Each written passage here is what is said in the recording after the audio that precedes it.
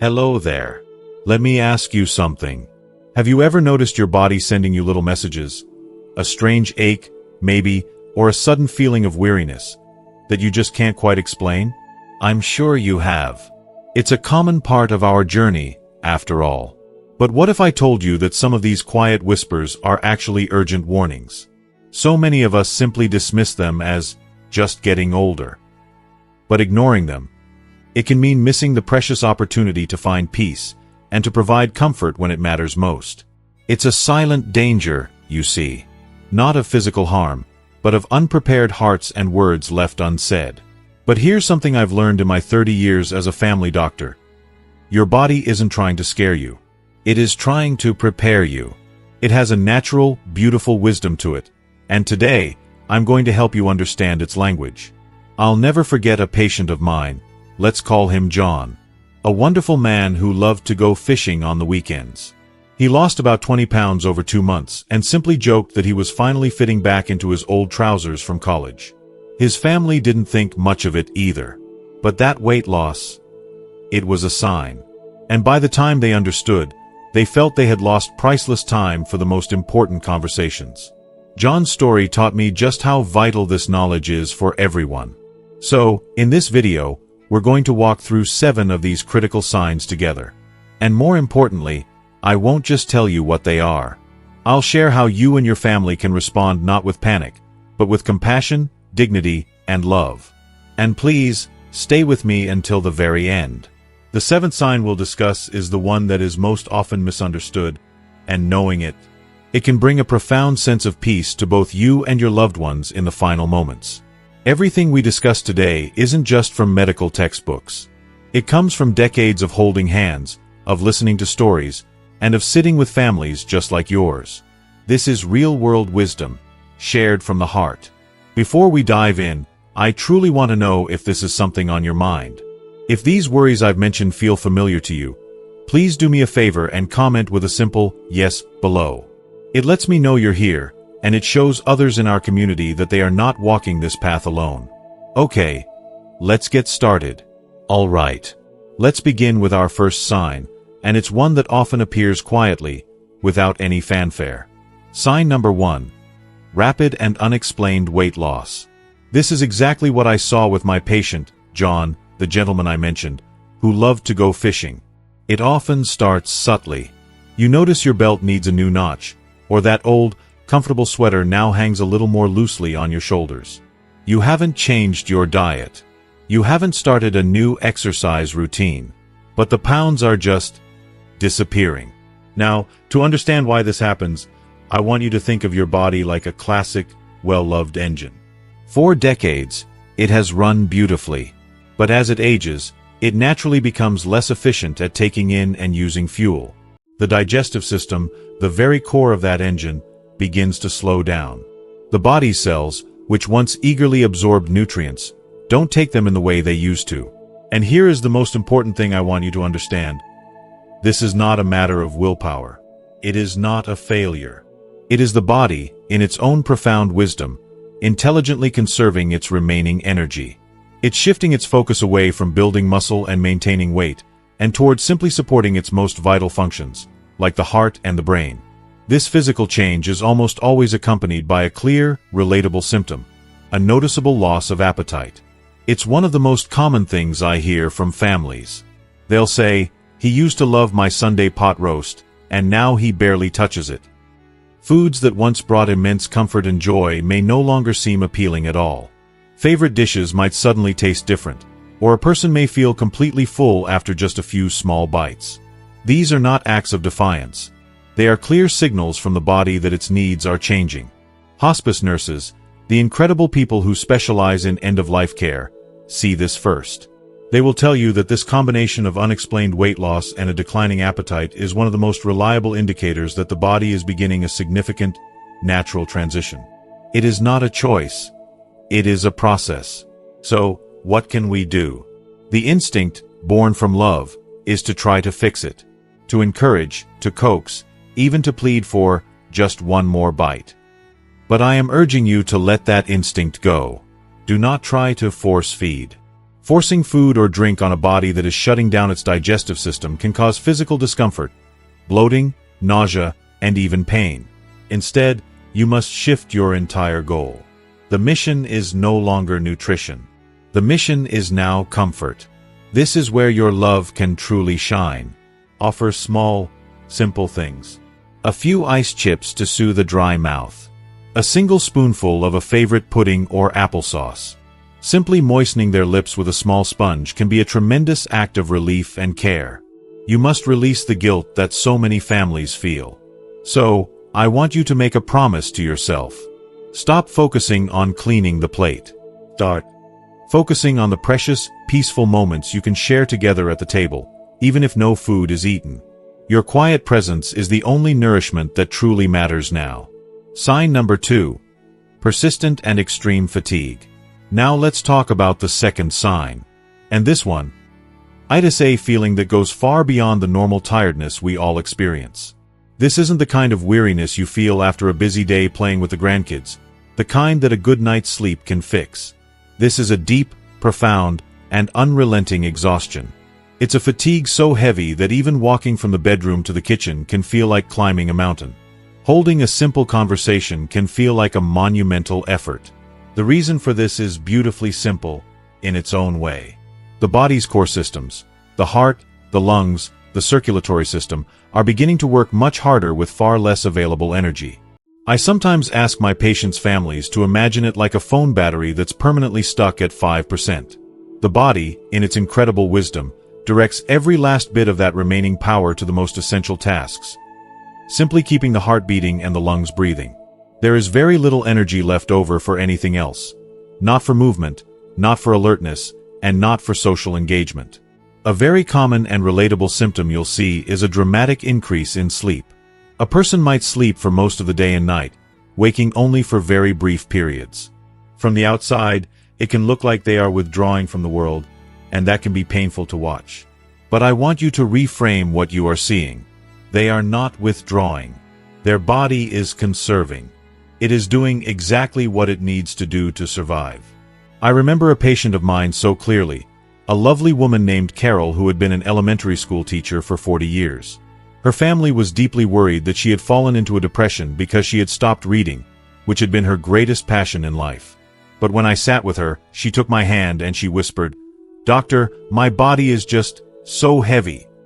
It wasn't a lack of interest that kept her from her books. It was a profound, physical lack of energy. Understanding this changes everything. So, what is our role? It is not to be a cheerleader. It is not to try to perk them up with noise and activity. Your most powerful tool is to create a peaceful, calm, and quiet environment. You do not need to fill the silence. Your quiet, loving presence is far more comforting than a loud television or a forced conversation. So please, instead of trying to fight the fatigue, honor it. Sit with them in that comfortable silence. Hold their hand. Let them know with your presence that it is okay for them to rest. They have earned it. Sign number 3. Noticeable changes in breathing. Alright, let's move on to our third sign. This one can be one of the most alarming for families to witness, but understanding it can transform fear into peace. I'm talking about noticeable changes in a person's breathing patterns. This can show up in several different ways. Sometimes, you might notice long, anxious-seeming pauses between their breaths. A breath in, a long silence, and then another breath. At other times, you might see a cycle of very shallow, quick breathing followed by a deep, sudden gasp. Perhaps the most unsettling for loved ones is a sound you may have heard of, often called the death rattle. It is a gurgling or rattling sound that happens when the throat muscles become too weak to clear normal fluids. Now, the immediate human reaction is to think that the person is struggling or that they are in pain. But it's so important to know that this is a natural, and generally painless, part of the body's process of slowing down. The respiratory system, which has worked tirelessly for a lifetime, is simply preparing to rest. It is regulating itself in a new way. A very common symptom that often accompanies these breathing changes is a change in circulation. You might notice that their hands and feet feel cool to the touch, even in a warm room. You may also see a faint bluish or purplish tint on their lips, their fingertips, or their nail beds. Again, This is not a sign of distress. It is simply the body, in its wisdom, pulling its remaining warmth and blood flow inward toward the most vital organs, like the heart and brain. In the world of palliative care and hospice, we teach families that these are expected signs. The key is not to panic, but to shift your focus entirely to providing comfort. So, what can you do in these moments? The solutions are simple, but powerful. Gently elevating their head with a soft, comfortable pillow can often ease their breathing. Turning off the television and instead playing some soft, calming music can change the entire atmosphere of the room. But most importantly, your voice. Speaking in a gentle, calm, and reassuring tone can ease any anxiety they might be feeling, even if they can't respond. Your job is to be a steady, calm presence in the room. Let them hear you. Let them feel you near. Reassure them with simple, loving words. You are safe. I am right here with you. Your peace will become their peace. Sign number 4. Withdrawal from social interaction. This brings us to our 4th sign, which can be one of the most emotionally challenging for family and friends. It's a gradual, but definite, withdrawal from people and from the activities they once loved. The person who used to be the life of the Sunday family dinner may now prefer to stay quietly in their room. Conversations that used to go on for hours now become shorter, perhaps just a few words, or they may not happen at all. It can feel like they are slowly drifting away into their own world. For loved ones, this can feel like rejection. It can be confusing and deeply hurtful. You might ask yourself, did I do something wrong? Are they upset with me? I want to be very clear about this. This is not about you. It is not a rejection of your love. You must understand that socializing, engaging, and even just listening to a conversation takes an enormous amount of physical and mental energy. As the body prepares for its final transition, it simply cannot afford that expense anymore. The person is turning inward. It is a natural, necessary, and deeply personal psychological and spiritual process of letting go of the outside world. I often think of a woman I mentioned earlier, Eleanor, the lady who adored her weekly bridge club and tending to her garden. In her final weeks, her daughter was heartbroken because her mother would no longer chat with her. She would just sit quietly, looking out the window. I explained to her, she is not pushing you away. She is gathering her peace. And understanding that, it changed everything for her daughter. It allowed her to let go of her own need for a conversation and instead just share in her mother's peaceful moments. So, what is our role when this happens? It is to give the greatest gift of all, the gift of quiet companionship. You must accept that your presence is more than enough. You don't need to fill the silence. You don't need a response to know that your love is felt.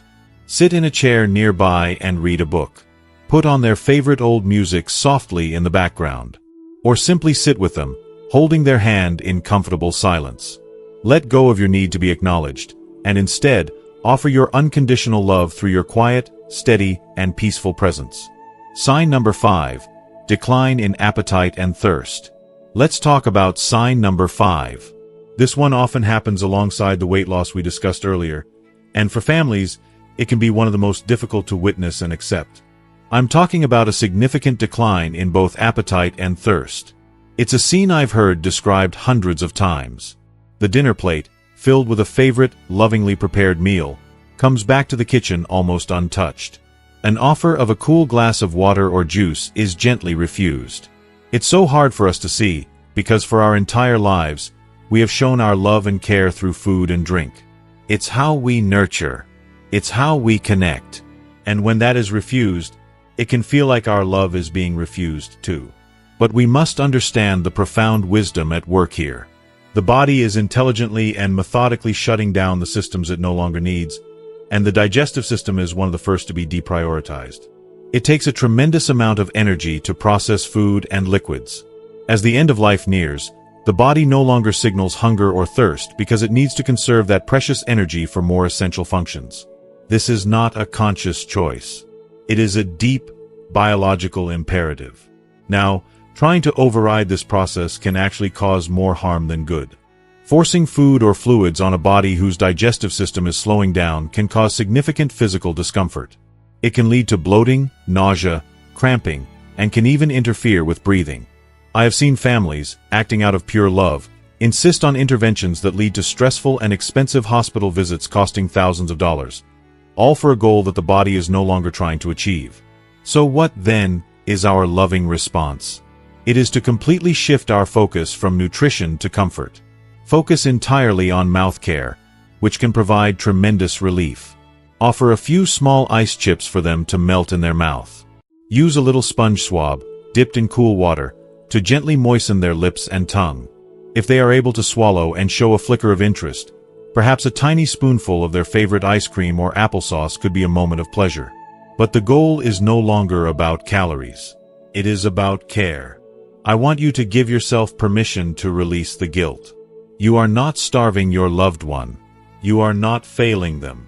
You are, in fact, honoring their body's beautiful and natural process of letting go. Sign number 6. Changes in skin and circulation. Alright, we are now at our 6th sign. As the body's internal processes continue to slow, the skin, our body's largest organ, often begins to tell the story of what is happening beneath the surface. I'm talking about noticeable changes in skin color and temperature. You may begin to see blotchy, mottled, or purplish-looking patches appear on the skin. They often show up first on the areas furthest from the heart, like the hands, the feet, and the knees. This is a very specific sign known as mottling. At the same time, you may notice that the skin in these areas feels cool, or even cold, to the touch, even if the room itself is quite warm. This can be visually jarring if you aren't prepared for it, but the explanation is quite simple and logical. It is a clear and direct sign that the body's circulatory system is slowing down. In its infinite wisdom, the body is conserving its warm, oxygenated blood for the most vital organs deep in the body's core: the heart, the lungs, and the brain. It is pulling its resources away from the extremities. Another related symptom you might see is that the skin becomes incredibly fragile and thin, almost like tissue paper. This means that even gentle touches can sometimes lead to bruises. In a clinical setting, these visible changes are signs that we as healthcare providers look for. They tell us that the body is deep into its final conservation of energy. It's important to know that while these changes may be distressing for us to see, they are a peaceful and completely painless part of the process for the person experiencing them. So, your role here is simple. It is to provide warmth, gentleness, and a feeling of security. This is the time for soft, cozy blankets. A pair of warm, comfortable socks can bring great comfort. When you need to help them move or adjust their position, do so with slow, gentle, and deliberate movements to protect their delicate skin. Your focus should not be on trying to fix these visible changes, because you can't. Your focus is on creating a cocoon of warmth and gentle care. That feeling of security is one of the greatest comforts you can offer during this sacred time. Sign number 7. Decreased awareness and deeper withdrawal. And now we have arrived at our final sign, the one I mentioned at the beginning. It is the one most often misunderstood, and the one where our understanding and compassion are needed most. This is the final stage of withdrawal, a profound decrease in awareness of the world around them. This is a deeper letting go than simply not wanting to socialize. The person may seem to drift in and out of consciousness, spending most of their time in a state that looks like sleep. When they are awake, they may seem confused or disconnected from the present reality. And sometimes, something truly profound happens.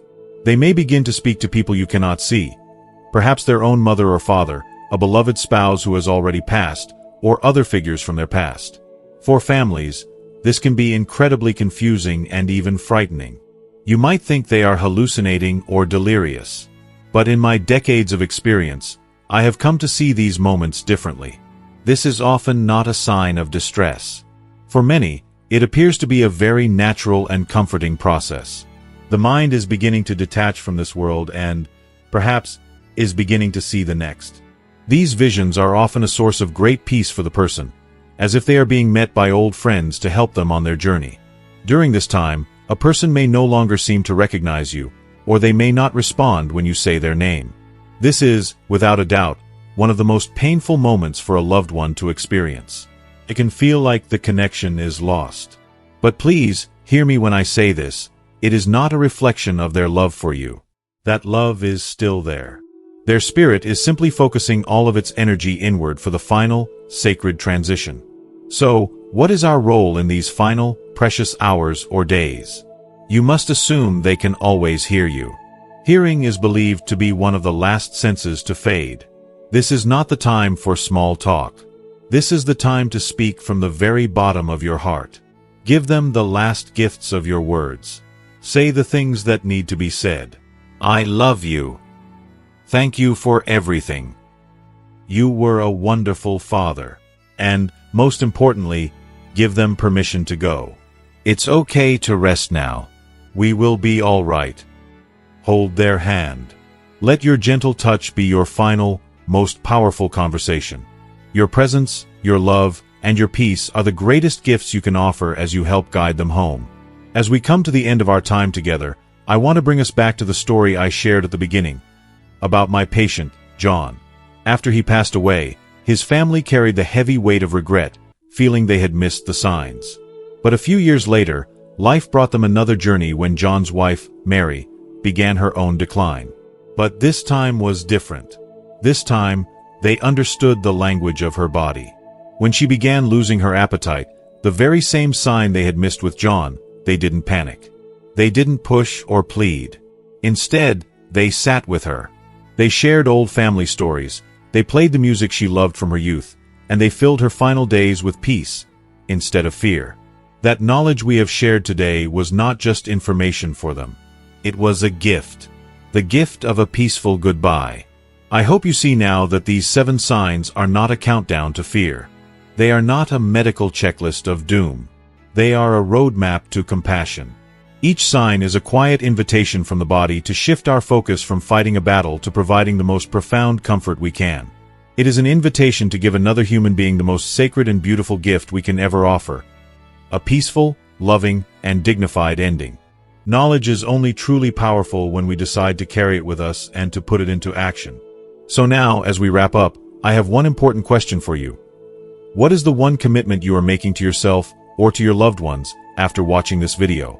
It could be something as simple as, I will choose comfort over conflict, or I will learn to be present, even in silence. Please, take a moment to share your personal commitment in the comments below. Reading them inspires me, and your commitment will surely inspire others in our community to take that first, brave step. And if you found real value and true comfort in our time together today, please show your support by giving this video a simple thumbs up, a like. To ensure you continue on this journey with us and never miss another video full of this kind of life-affirming wisdom, please hit that subscribe button. It's more than just subscribing. It's about joining a community. A community dedicated to living our golden years with grace, with dignity, and with each other. Finally, I ask you to think of just one person in your life who might need to hear this message of understanding today. And please, share it with them. You might just be giving them the gift of peace when they need it most. Thank you for being here with me. Stay healthy, stay wise, and I look forward to seeing you in the next video.